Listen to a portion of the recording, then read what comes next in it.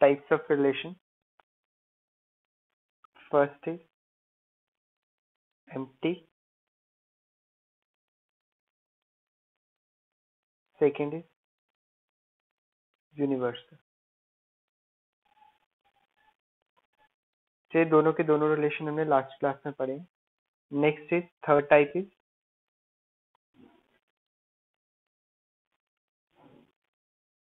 Identity relation. Identity relation क्या होता है, इससे पहले मैं आपको डेफिनेशन लिखता हूँ, फिर आपको इसकी एग्जांपल्स देके समझाऊंगा. ठीक है, क्या दिया हुआ है. Consider a given set A if each element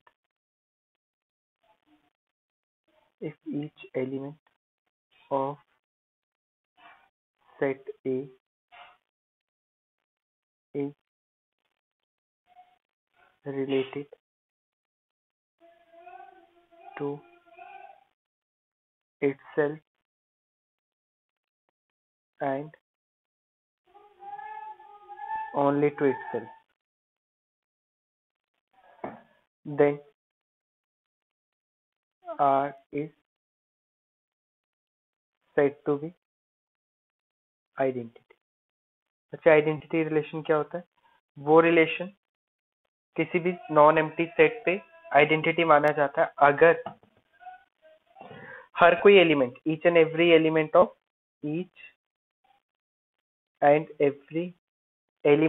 set A is related to itself and only to itself. It means एक नॉन एम्प्टी सेट लिया मैंने 1 2 3. अच्छा, आपको पता है अगर हमने कभी भी कोई रिलेशन बनाना हो, सबसे पहले हम क्या करते हैं, ए क्रॉस ए फाइंड करते हैं.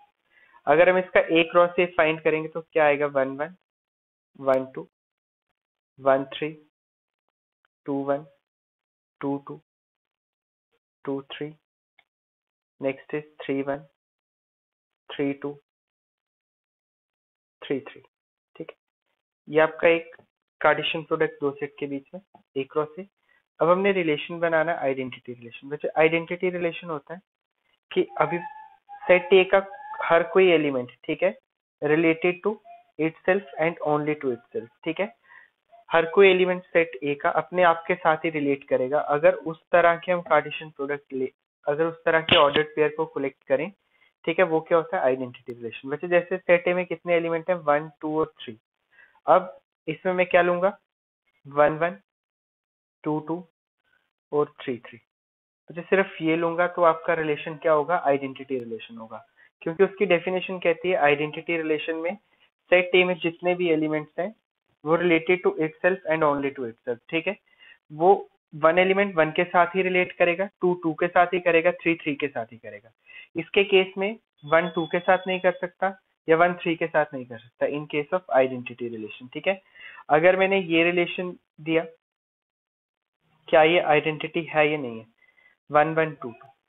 वैसे अब मैं कह दूंगा कि ये जो गिवन रिलेशन है ये आइडेंटिटी नहीं है. रीजन क्या है कि 3 बिलोंग्स टू ए. 3 किस में आ रहा है, सेट ए में आ रहा है, but 3 3 doesn't belongs to R. ठीक है, अगर मैं एक और एग्जांपल देता हूँ, relation from A to A. ठीक है, यहाँ पे मैं रख देता हूँ 1 1 2 2 3 3. ठीक है, और मैंने रख दिया 1 2. ठीक है, इसकी भी बात की.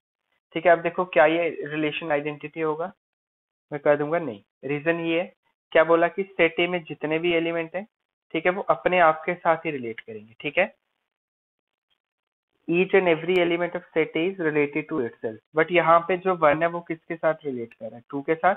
It means it is not identity. ठीक है, इसकी वजह से जो ये जो आपका रिलेशन होगा ये नॉट एन आइडेंटिटी रिलेशन. ठीक है, ये आपका रिलेशन आइडेंटिटी नहीं माना जाएगा. ठीक है, अब देखिए a relation R from A to A is said to be reflexive if AA belongs to R for all A belongs to A। बच्चे अब देखो इसकी डेफिनेशन और आइडेंटिटी की डेफिनेशन में सिर्फ छोटा सा डिफरेंस है। आइडेंटिटी में क्या बोला था कि सेट ए के जितने भी एलिमेंट है वो अपने आप के साथ रिलेट करेंगे, ठीक है, related to itself, only to itself, ठीक है। अब यहाँ पे ये क्या कहते हैं, रिफ्लेक्सिव रिलेशन वो रिलेशन होता है जिसमें ए बिलोंग करे, मतलब इस ऑर्डर्ड पेयर में आपके एक्स और वाई की वैल्यू सेम होनी चाहिए, ये प्रेजेंट रहने चाहिए अगर आपका एलिमेंट ए किस में बिलोंग कर रहा है, ए में, ठीक है। उसके अलावा पहले मैं इसका कार्टेशियन प्रोडक्ट निकाल लेता हूँ, ठीक है। उसके अलावा अगर यहाँ पे इस रिलेशन में 1 1 2 2 3 3 इसके अलावा अगर और कुछ भी रिलेशन में आता है तो वो रिफ्लेक्सिव के अंडर काउंट किया जाता है, ठीक है। It means 1 1 1 2 1 3, next is 2 1 2 2 2 3 3 1 3 2, next is 3 3। अच्छा देखो अब मैंने एक रिफ्लेक्सिव रिलेशन बनाना है, relation from A to A, ठीक है। इसमें मैं डेफिनेशन को याद रखूंगा, क्या दिया हुआ है, ए बिलोंग्स टू आर। अगर मैं यहाँ पे लिखता हूँ 1 1 2 2 3 3, ठीक है। उसके बाद रिलेशन फ्रॉम ए टू ए, मैं कुछ रिलेशंस लिख लेता हूँ, फिर बाद में देखते हैं, वेरीफाई करते हैं कौन सा रिफ्लेक्सिव है और कौन सा नहीं। 1 1 2 2 3 3 1 2, relation from A to A 1 1 2 2 1 2, relation from A to A 1 1 2 2 3 3 1 3 2 3, ठीक है बच्चे। अब देखो पहले की बात करते हैं, फर्स्ट टाइप। अब रिफ्लेक्सिव रिलेशन की कंडीशन क्या है कि सेट में जितने एलिमेंट होंगे, ठीक है, वो अपने आप के साथ रिलेट करने चाहिए, वो ऑर्डर्ड पेयर आपको दिखना चाहिए, ठीक है। पहले रिलेशन की बात करते हैं, सेट ए में एलिमेंट है 1 2 3। अब देखो 1 और 1 मुझे रिलेशन में दिख रहा है ऑर्डर्ड पेयर में, 2 और 2 दिख रहा है, 3 और 3 दिख रहा है। इट मीन्स ये जो रिलेशन है ना, ये given relation is called reflexive relation, ठीक है। नेक्स्ट पे आ जाओ, ठीक है। क्या दिया हुआ है, 1 1 2 2 3 3, जो उन्होंने कंडीशन बोली है सेटिस्फाई करने के लिए वो तो सेटिस्फाई हो रही है। 1 1 आ रहा है, 2 2 आ रहा है, 3 3 आ रहा है, ठीक है। अगर उसके साथ और कोई ऑर्डर्ड पेयर आ गया 1 2, ठीक है, उन्होंने बोला है कि ये आना चाहिए, इसके अलावा अगर कुछ भी आएगा तब भी क्या हो जाएगा, वो जो रिलेशन है वो क्या माना जाता है, रिफ्लेक्सिव माना जाता है। सिर्फ हमें किसकी डिमांड होती है, ऑर्डर्ड पेयर में जितने सेट में एलिमेंट है वो उस तरह के ऑर्डर्ड पेयर सेम सेम रहने चाहिए, उसके अलावा कोई भी होगा, ठीक है, वो भी किसके अंडर काउंट किया जाएगा, under reflexive. Next is relation from A to A 1 1 2 2। बच्चा देखो यहाँ पे 1 2 आ रहा है, ठीक है, एक एलिमेंट था यहाँ पे 3।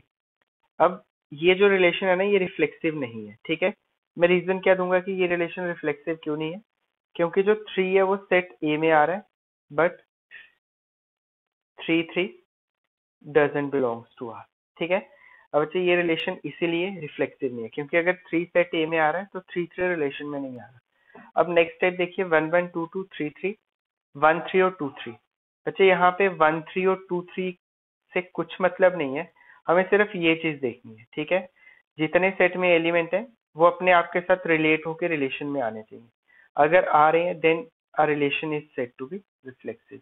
बच्चे आपका जो रिलेशन है वो क्या हो रहेगा, रिफ्लेक्सिव रहेगा, ठीक है। अब मैं एक बात कहूं कि एवरी आइडेंटिटी, क्योंकि ये जो आपने फर्स्ट लिया था ये एक आइडेंटिटी रिलेशन भी है, every identity is reflexive relation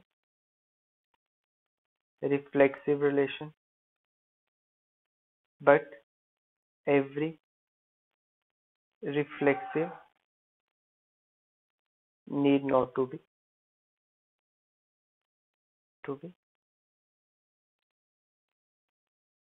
identity, ठीक है। हर कोई आइडेंटिटी रिफ्लेक्सिव माना जाता है बट हर कोई रिफ्लेक्सिव आइडेंटिटी नहीं होता, ठीक है। यहाँ ये था आपका